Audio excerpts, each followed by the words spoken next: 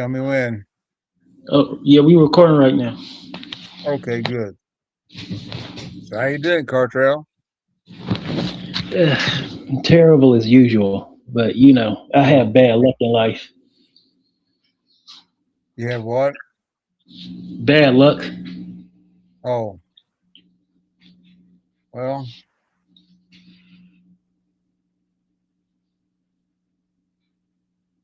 anyway, uh, I think we're on. Yeah, we're yeah. Um. So Okay. what? So what have you been doing lately? Oh, I've been doing tending to other things. I haven't been doing much at the drawing board lately. I've done two books, but finding a publisher is a difficult process these days. It used to be so easy. Man, that's crazy. Well, me, I've been trying to, I've been trying to have a son and hustle and move to the Canary Islands. Did you say the first one have a son? Yeah, I want to have a son one day. Okay, well, good. Let me know when that happens. But I'm glad we're finally on. You know, I Yeah, don't know what was going on there. It was about 10 or 15 minutes of just mysterious stuff. yeah, But now we're interviewing. I can yeah. see you, and I can see me. I mean, yeah. Do So, are you still into conspiracy theories? well, I have worked with that in the past. I was heavily into it at the time, not so much now, but I'm aware of the fact that most things are probably a conspiracy. It's just a way of thinking. It's a different way of viewing the world. I mean, yeah. I mean, uh, I don't know. Like some conspiracies are true, but there are some other conspiracies where I'm like, just some conspiracies are nonsense. Like if you tell me the government is lying to me, I'll be like, yeah, that makes sense. But if you tell me like, oh, something crazy, like I don't know, I don't know. There, like there- yeah, if you say uh, something crazy, like I don't like Madonna is like has superpowers or something, then I'm like, okay, I can't. That's nonsense. That's not true. obviously, uh, you know. Well, I can say this: I know for a fact that John F. Kennedy was killed as a result of a conspiracy. There's no mystery there at all. I've met so many of the witnesses and so forth, and it all just adds up. Other things are not so easily proved.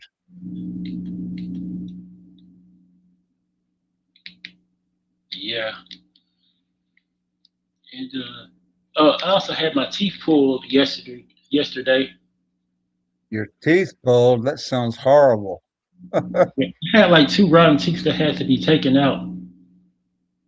Two that had to be taken out.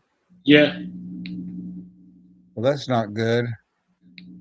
So, but you're no longer in the dentist office right now. no, You're a free man. yeah, I gotta go get some real quick. Okay.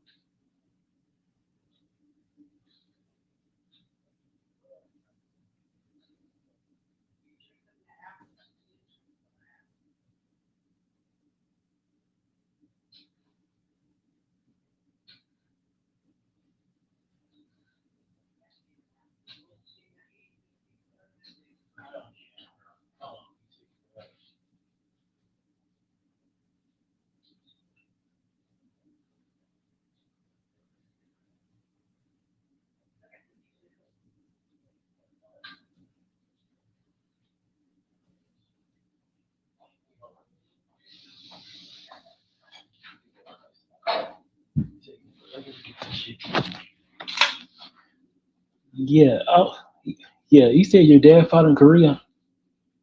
What'd you say? You said your you said your dad was a veteran of the Korean War. Yes, he was. And he had a strange story to tell about his time over there. I knew that he was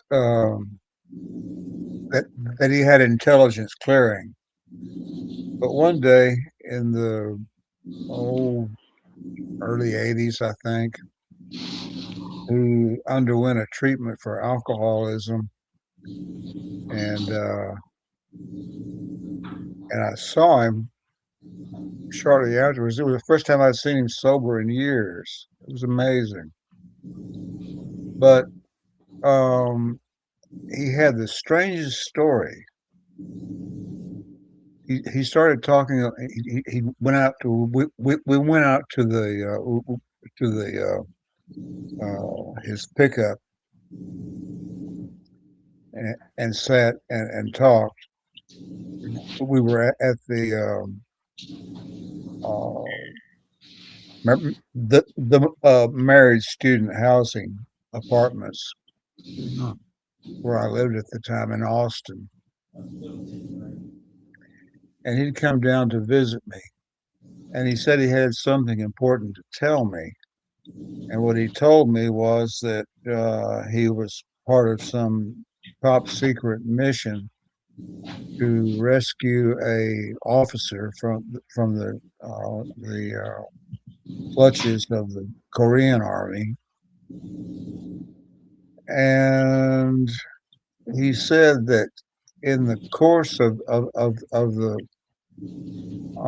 the rescue, he killed a Korean soldier, and he had a lot of guilt about that, and said it came out uh, because the CIA or whomever tried to suppress that memory and did not succeed, and the memory came out. And he went around telling that story to a lot of people in the family, and he told it to my uncle. My uncle didn't know what to make of it, you know.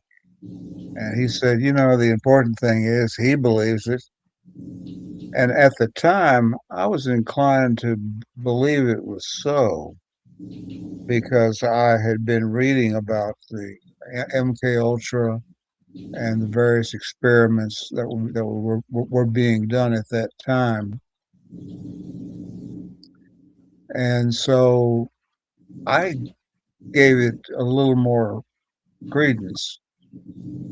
But he went around telling that to everybody, to my uncle and so forth, and my mother, of course, who by that time they were split up, you know, but still saw each other occasionally. And but I knew that that sort of thing was going on, and it was not the sort of thing that he would tell. It was a very strange story, and I've talked about it before back when I had a radio show, and that's all I know about it. It's just a mysterious thing. And he said that he was part of a team that went over into North Korea and rescued an officer who had been captured by the North Koreans. And and he had a lot of guilt over the episode because he killed an Asian or Korean, North Korean soldier in the process. So after that, he went around telling it to a lot of people in the family, and no one knew what to make of it. And but I had been reading about the MK Ultra, and that sort of thing was being done at that time. So it's possible that he was telling the truth. But he was, such a storyteller that you couldn't nail him down on anything, you know? So it's a mystery, really. And he died, oh, back in '07. And so, but he finally, realized that he was just sounding like a crazy person telling the story. No one believed him. My uncle said that he didn't know whether to believe him or not, but he said, the important thing is he believed it. So that's the story, and I don't know anything else other than that. I'm gonna take a sip of this wonderful Penn's Best beer. This is an NA. I Uh, thought you didn't drink anymore. what's that? I said I thought you didn't drink anymore. I don't drink anymore. This is non-alcoholic. Oh, It's a soothe, refreshing brew. It yeah, says right there on the label, and I can attest to that. It's yeah. very, it's, Oh, it's very nice. yeah, But I haven't drank alcohol with uh, I mean there's a the 0.5% uh, amount of alcohol in this. There's hardly any, and it tastes wonderful. It's a very nice drink. and yeah, and so I have one of these once in a while, as does my wife, and that's all I ever drink anymore, just non-alcoholic stuff. yeah. We've been losing a lot of comic book legends lately. You know, in the last 10 years, Steve Ditko has died. Scott Adams, um, Hmm. Aline Crom, Joe Matt, Richard, Justin Green, I uh, didn't know that Joe Matz had died. I Richard met him Scholar. very briefly at one of the conventions. That's sad, but uh, there are a number who passed away. Yes, uh, and including Aline Kaminsky Crum, who you know, she, she became editor of the of Weirdo magazine, which was mainly a showcase for Crumb's, Robert Crumb's more recent work. And I was really sorry to see that publication go, but Crumb still. He's the only one out there still publishing, still doing things. So good for him. But he's old. Gosh, he must be 80 or so. But it was a few years ago that Aline died, you know. So people are getting older, they're dying. And I don't know if there's any scene or not as far as alternative comics go. Yeah, I remember back in the day when I was a kid, when a lot of the old school animators died. Like Hmm. Cartoon Network would do like a tribute to them. Hmm. You Yeah, know, they were dying off about that time. Uh, yeah, Grim Natwick, Frias Freeling, Bob Clampett, Tex Avery, hmm. Yeah, yeah. Hanna They Barbera. reached they reached that age in their 70s or whatever, and they were gone. So that's the way it goes. So it goes. Yeah. We lost a lot of celebrities too. Celebrities that I like. We lost Hulk Hogan, Jimmy Buffett, Chuck Norris just passed away. I didn't know that. Uh, and what was the first one you said that uh, Hulk Hogan died? Yeah, Hmm. yeah. Also, Chuck Norris died. Chuck Norris, yeah. Those are actors who were involved in the karate films of the era, correct? Yeah. Hmm. Yeah, well, that's the way it goes. And I'm not feeling so well myself. 73 now, and it's a weird age to be, except for the neuropathy, burning feet. I'm really okay, you know. Who knows? I'll probably live with this burning feet thing for a while yet. No one's ever died from it yet. There are times when it burns so badly that I think I'm going to die, but I never do,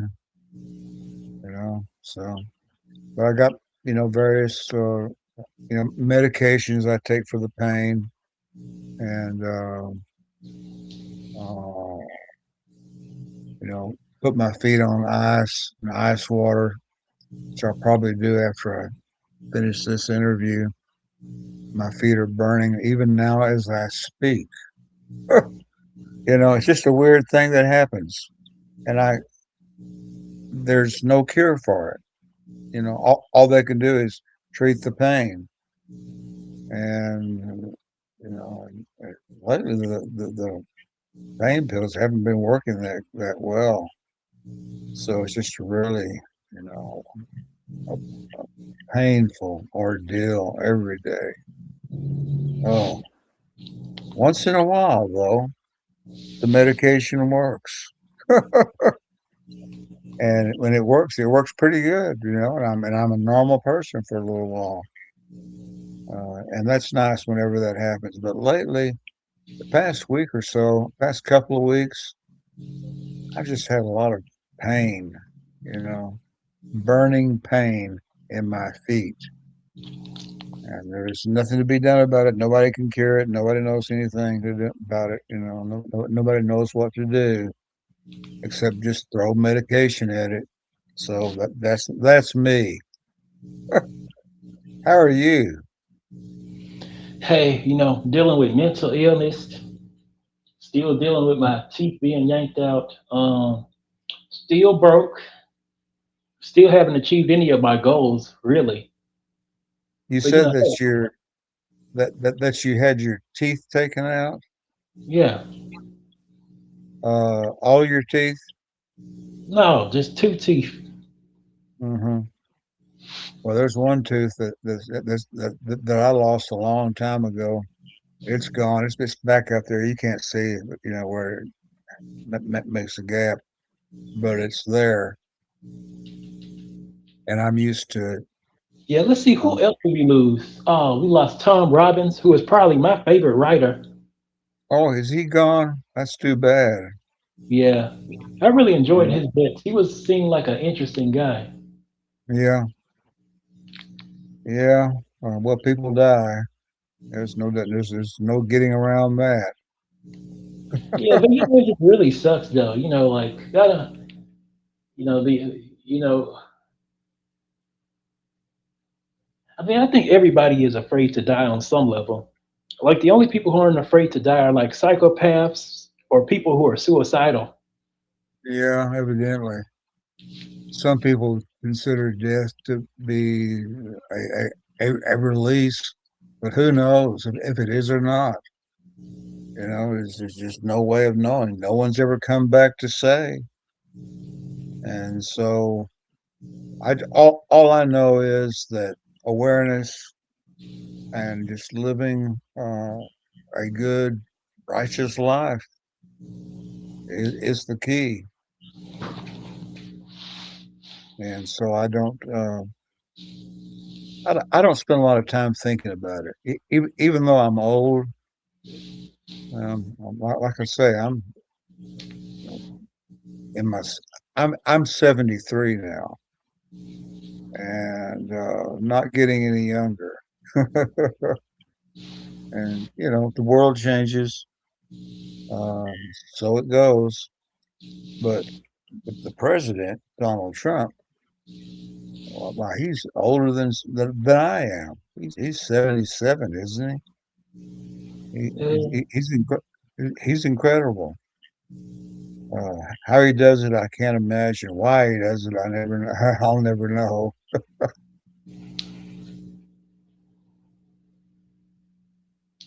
I mean, yeah, you know,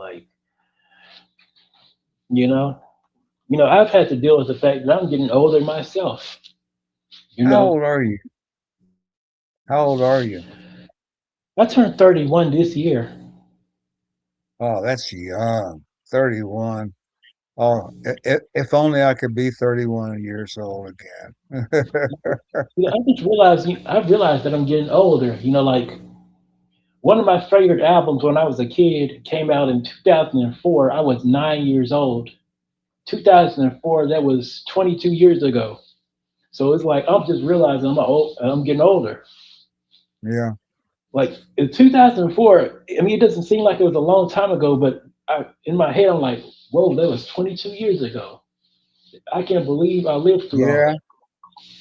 The big thing for me, when I was in my 20s, or actually younger, much younger, uh, in my teen years and so forth, was the Beatles. And now there's only two left alive, and they were well in their 80s. Paul McCartney and Ringo Starr. And Elvis, of course, died a long time ago, way back in the 70s. Uh, People, live fast and die young. But some hang around. So that's the way it goes. I mean, yeah, you know, shoot. I think little Richard passed away in like 4 years ago. Or, Did he? yeah, I think so. Well, it doesn't surprise me, because you reach that age and there's no changing it. There's no talking your way out of it. No matter how good a talker you are, or singer, or whatever. There's no way of getting around the fact that you will eventually cease to exist. That's the way life is. But These two exist. There was a there was a song by Charles Manson, "Cease to Exist." oh yeah, Charles Yeah, Manson, huh? Huh. So he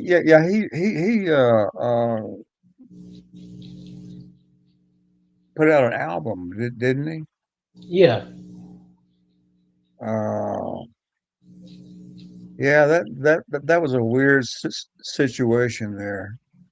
Uh, the Manson murders, or the tape murders, whatever you want to call them. They just went in there and supposedly uh, killed all those people. You know, uh, Sharon Tate and various others. But that was a long time ago. I remember hearing the first radio report that came over the air about that in 1968. I think that was when that happened. Maybe it was 69. Uh, and you know,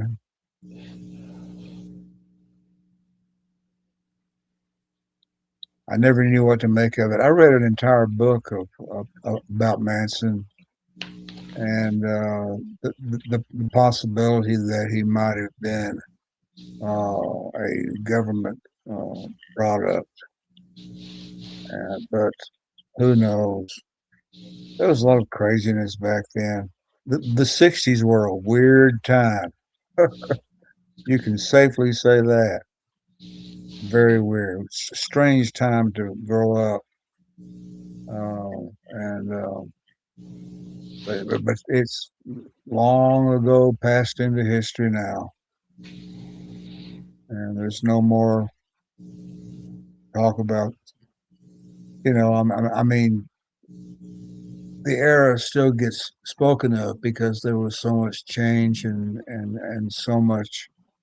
You had the Vietnam War, which I assumed that I was eventually going to have to go and fight in that war, you know. But as it worked out, uh, the all volunteer army was instituted while I was still very young, and so and there was originally a lottery system, but the number was my number was so far down the list that I didn't have to go, because by that time they were going to pull out of that is the U.S. was going to pull out of Vietnam, and I never understood that war. Never understood anything about it. It's just a lot of killing, for no reason, uh, and it ended just as horribly and suddenly as it began. I don't know. But I never had to go into the army or anything, but I knew plenty of people that did that had to go for their physical. In At that time, Dallas was the place to go here in Texas, and I knew a lot of people who had to go there.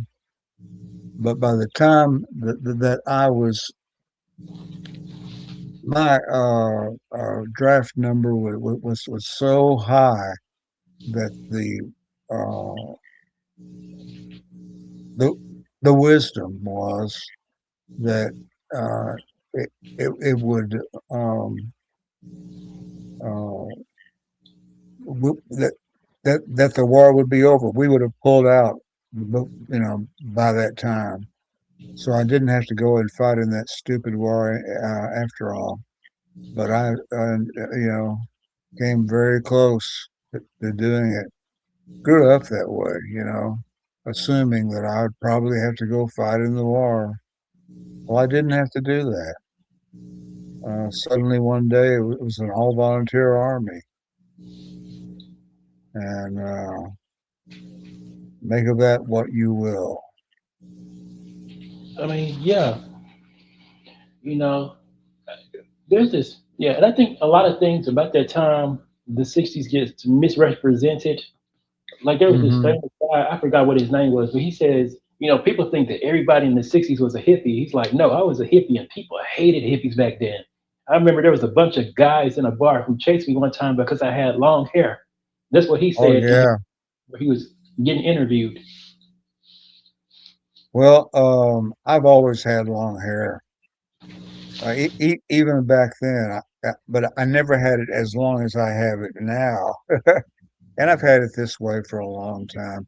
No one thinks anything about it like they used to. But there was a time in the '60s, if you even had a Beatle haircut, which isn't even considered long hair now, why, you know, people would look at you funny.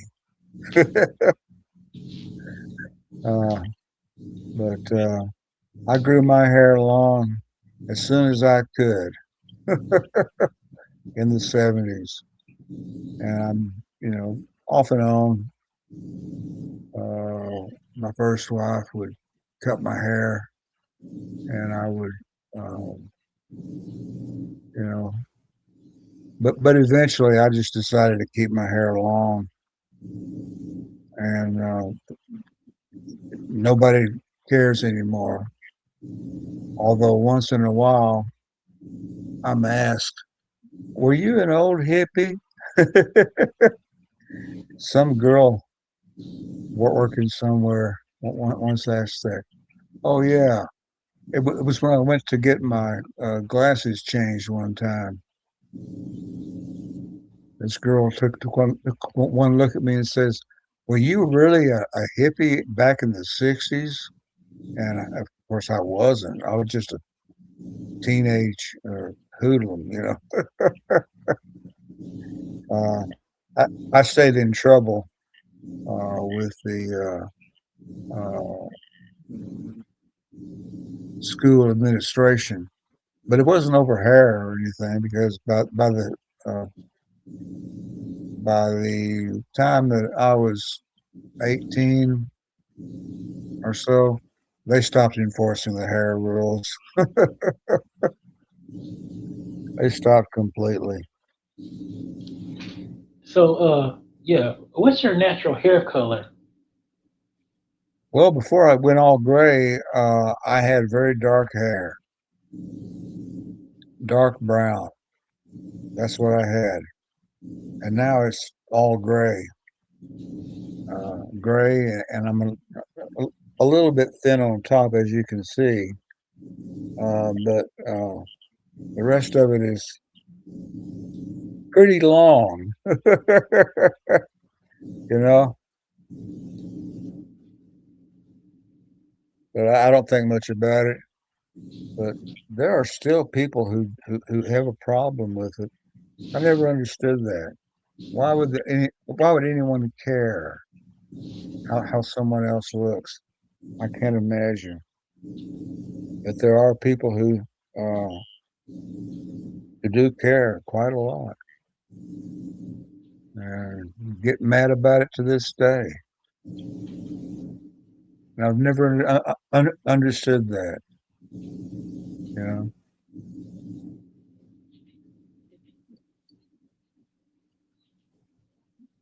Well, I finished off that can. Where did you go? Oh, right here. You're still there. Okay, good. I mean, yeah, but yeah. But I didn't start drawing the comics until I mean I always drew, I always wrote, uh, and my plan was to become a writer. And but gradually uh, my viewpoint changed, and I somehow fell into doing comics, and that became my medium. That's the one I worked in. But I started out being a serious writer. I was serious about it, but not so much anymore. Now I don't know what the heck has happened to the scene. It's just completely disappeared. I don't know what happened exactly, you know. But at one time, there were lots of publications, magazines, and mainstream magazines that would print comics and commission comics work by from me and my other peers. Details magazine. Well, that magazine has long since been gone, and there are other magazines as well that they just disappeared. And the whole scene has changed completely. Uh, now there's a lot more self-publication, and people can do that want to. It's a lot of work to put together a comic, and who's going to buy it? There's that too.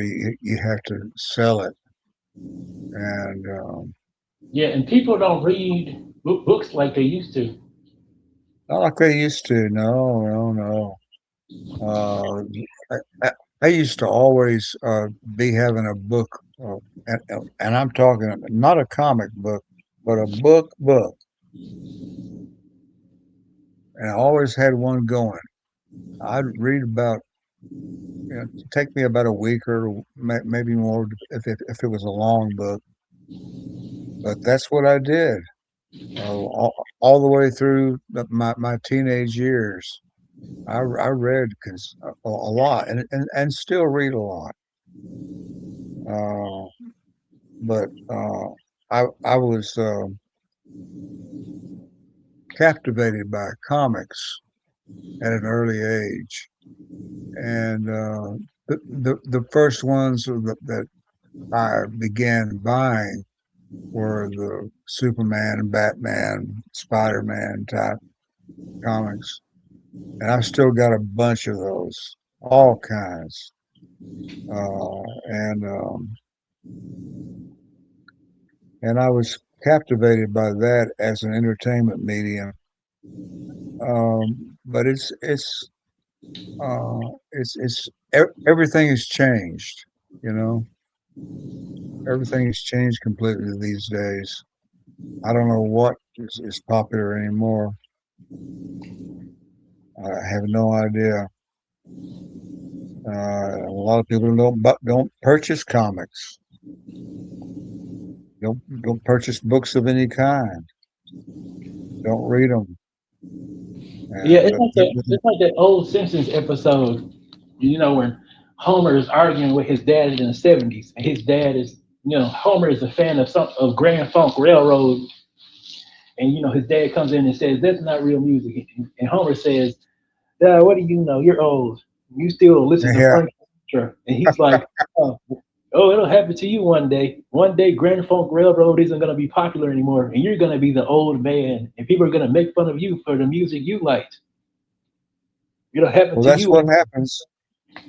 But it not as much as it happened to my father's generation. Uh, and that was a strange generation.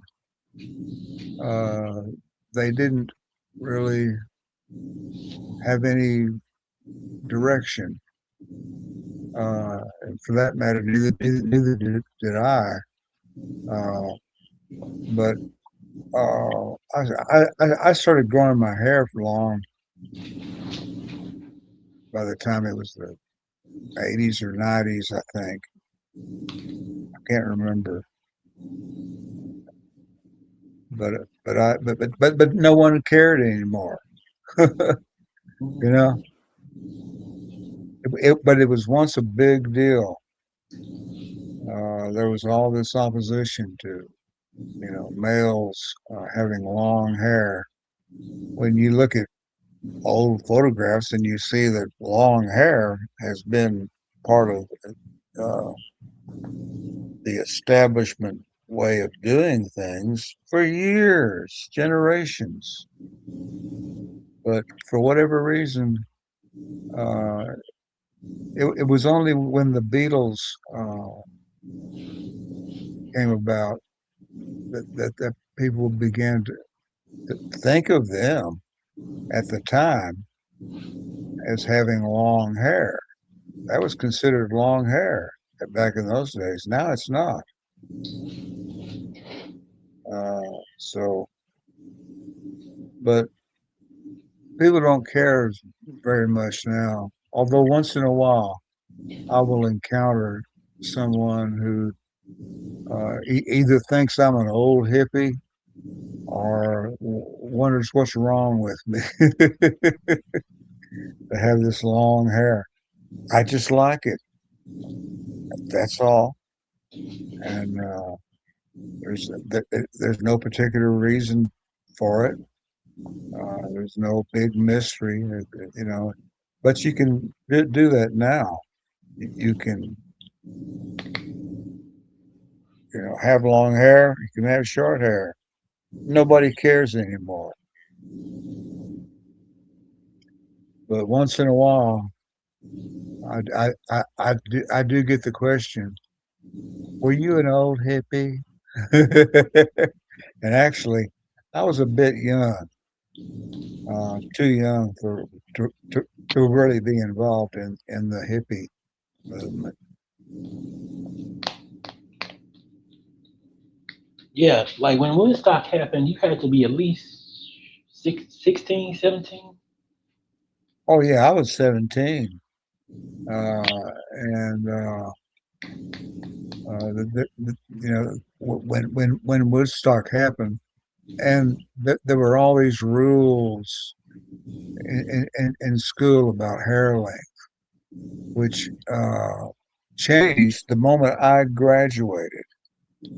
I, I, I recall going by the school that I used to go to, driving past it, and seeing all these long-haired guys, you know, and but uh, that they really strangely it was extremely hard to have long hair back in the old days, especially if you were a kid going to school. But I've had hair long now for so long that I wouldn't know any other way to look. Once in a while, as I was saying, someone will say, "Were you an old hippie?" I really wasn't, but it's kind of neat to say, "Yeah, I used to be an old hippie." I mean, yeah, your life kind of reminds me of Pat Conroy. Who? Pat Conroy, he wrote a bunch of books like The Great Yeah, Santine. yeah. That's a very familiar name, Pat Conroy. And so he wrote the book, the Great Santini, which was, as I recall, that was Robert Duvall's. He plays the Great Santini, didn't he? In the film version of that book. Yeah, Yeah, uh, yeah. But now, most people don't have long hair. I still have long hair. It's something I fell into years ago. You know, I guess I was still working at the University of Texas in the dean's office of the School of Architecture, and began to just grow my hair longer and longer, and nobody cared anymore. So, but there was a time when they sure did care, and still do. Once in a while, very rarely, but once in a while, I'll encounter someone who has trouble with my hair length. Why would anyone care what a 73-year-old man looks like? That's crazy. And why would they get so bent out of shape and just be seething angry because it's long hair? I never understood that.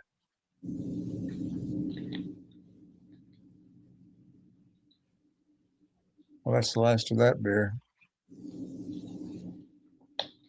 The last drop. But that was a non-alcoholic beer. I haven't had any alcohol now in years. It's been mm, a long time. yeah. Oh boy, yeah. You know, Why are you called Mr. Coffee Milk? yeah. It's a drink. It's like a mix between coffee and milk. Very popular in Rhode Island. Okay. coffee milk. Yeah. Well, good for you. But my feet are burning now, you know. That's the way it is when you get old, you know, you start falling apart. It's Yeah. terrible. Oh yeah. Once you hit your 30s, it's all downhill from there. Well, actually, I would say that once you hit your 50s, it's downhill. Yeah. Uh, you know, as I was saying, I started growing my hair long by the time I was in my 40s, and because there weren't any more rules. You get fired if you had long hair. Of course, you know, you still can. Uh, you know, and people, uh, once in a great while, I'll encounter someone, usually a woman, who is un, just so unpleasant, so mean spirited. And I think, what is wrong with her? And I realize, you know, I ask my wife, what on earth is going on with that individual? Oh, it must be because of your long hair. So people still get bent out of shape about it. Good. They ought to get bent out of shape about something once in a while. Anyway, Yeah. Some people in this country just really don't care. no, no one cares anymore. You know, but except for a few people who have held on to that and just look at me with rage, just simmering rage. I don't understand that. Why does it matter what another individual does with their hair? I never understood that. Um, but when I was younger, though, you had to really watch out if you had long hair.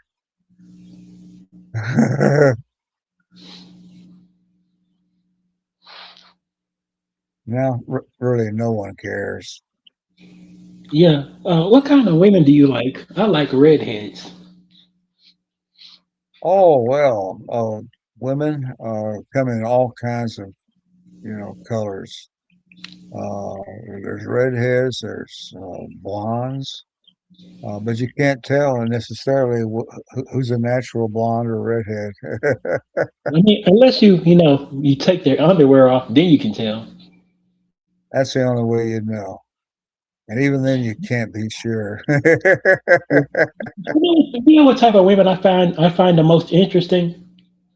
What's that? What kind is that? Ugly girls with good bodies. Like they got ugly faces, but they got beautiful bodies. Oh, really? Yeah. Oh, well, it depends on your taste. I don't really care uh, how another individual looks. It's just all the same to me. And once again, if it's long hair we're talking about, not that many people have long hair these days. So once in a while, I'll be asked by some young person with stars in her eyes, "Were you an old hippie when you were a kid?" I'll say, "Oh yeah, yeah." No, actually, I had rather short hair when I was, mildly Beatle-esque. Let's put it. You know, it was no longer than a Beatle cut uh, by the time I was in high school. I didn't have long hair until I was middle aged, uh, 40s or whatever. And now, so I've had this long hair for a long time. I and I wasn't emulating any particular person in the in music or whatever. I was emulating people like Wild Bill Hickok or Buffalo Bill. you know, who had long hair. And so th- that was the look that I was going for, to look like Buffalo Bill. And I think I succeeded. Bison Bill is the comic strip character that I created. He's basically a W.C. Fields uh, uh, in a Western getup with long hair.